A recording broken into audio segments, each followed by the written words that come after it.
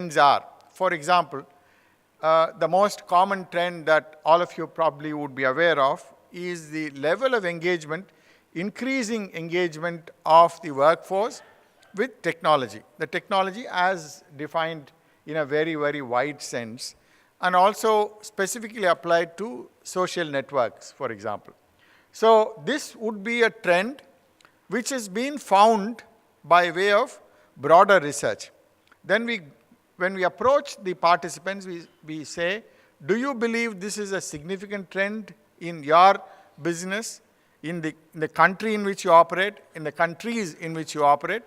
And do you believe that this has an impact in the way in which talent management and the way we should look at the human resources? So this is the bedrock of the entire research. So we have a large number of these trends.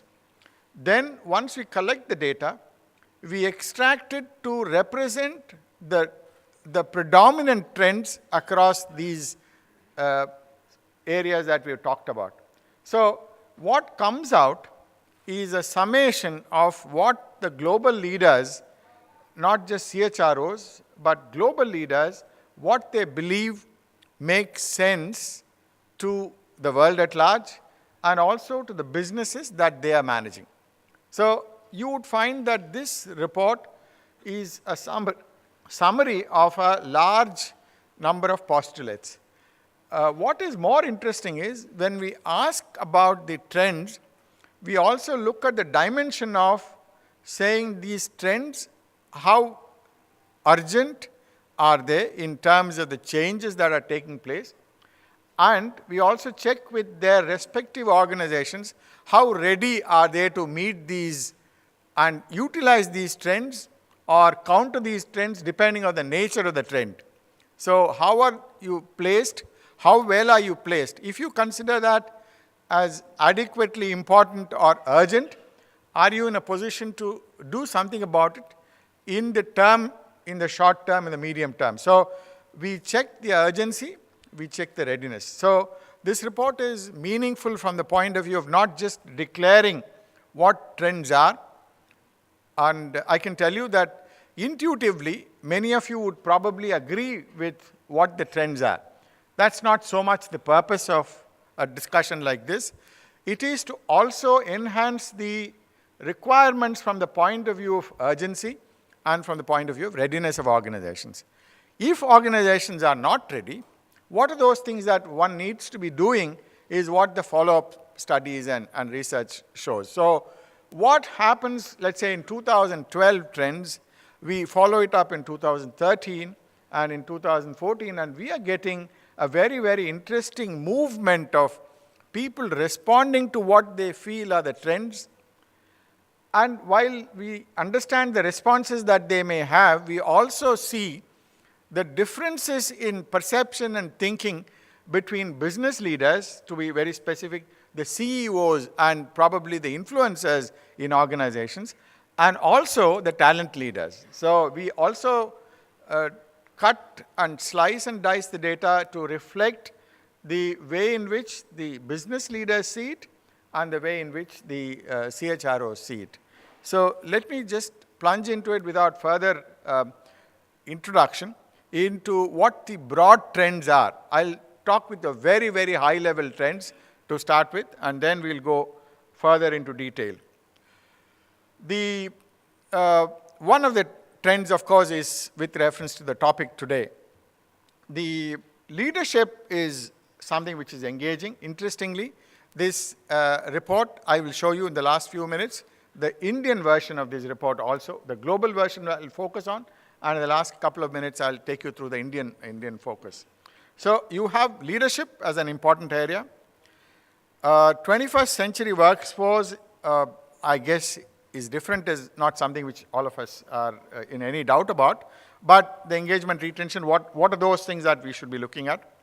What is critical that even the leaders are accepting is that in terms of service, in terms of what the expectations are, the function, the talent function is probably not meeting up the requirements, meeting up to the requirements of what is needed. Technology is playing a very, very important role. And in terms of skill gaps, this is particularly true of India.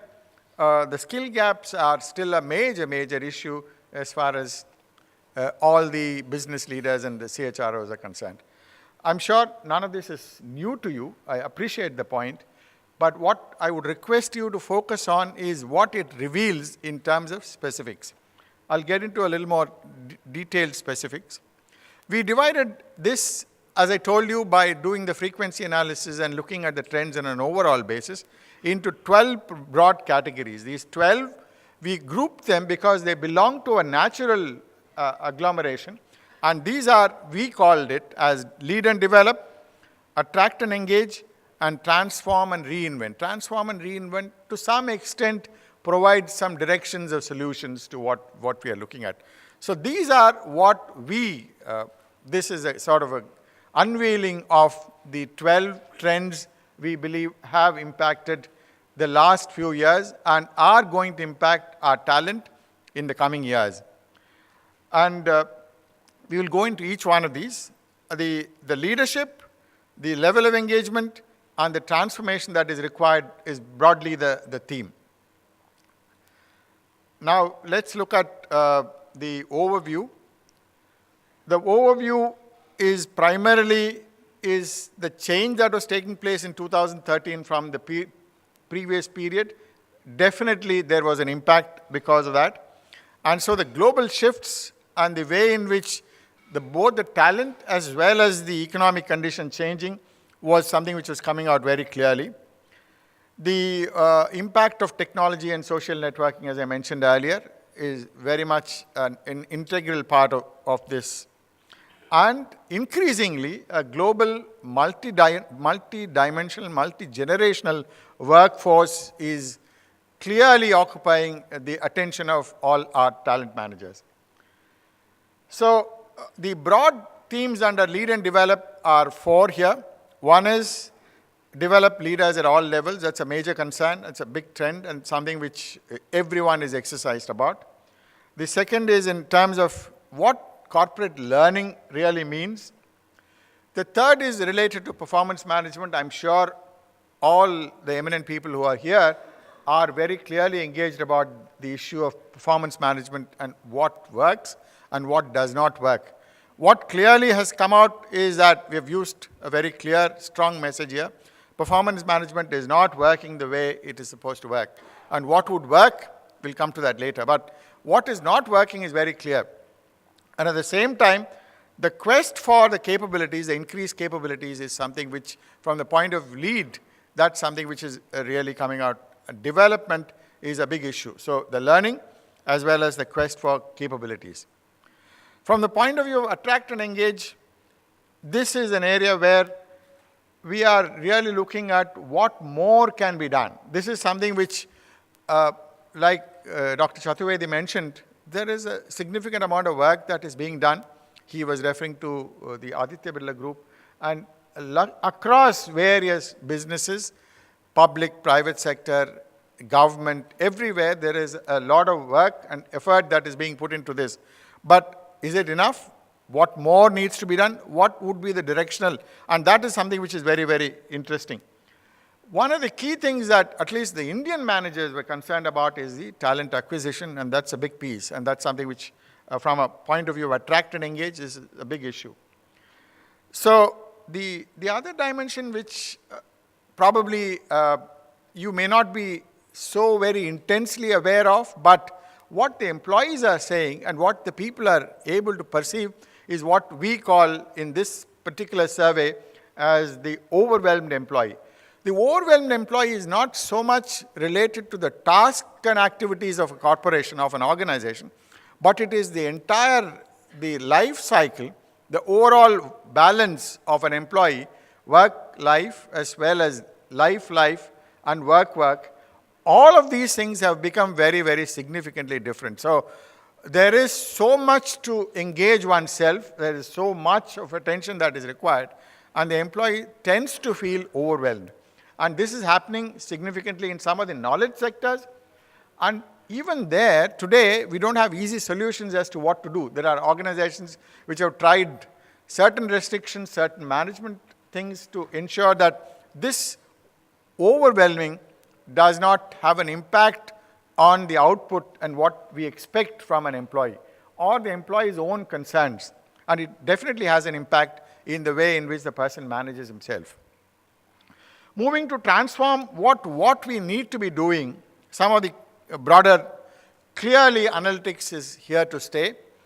And we were having a small chat from the panelists just before this meeting.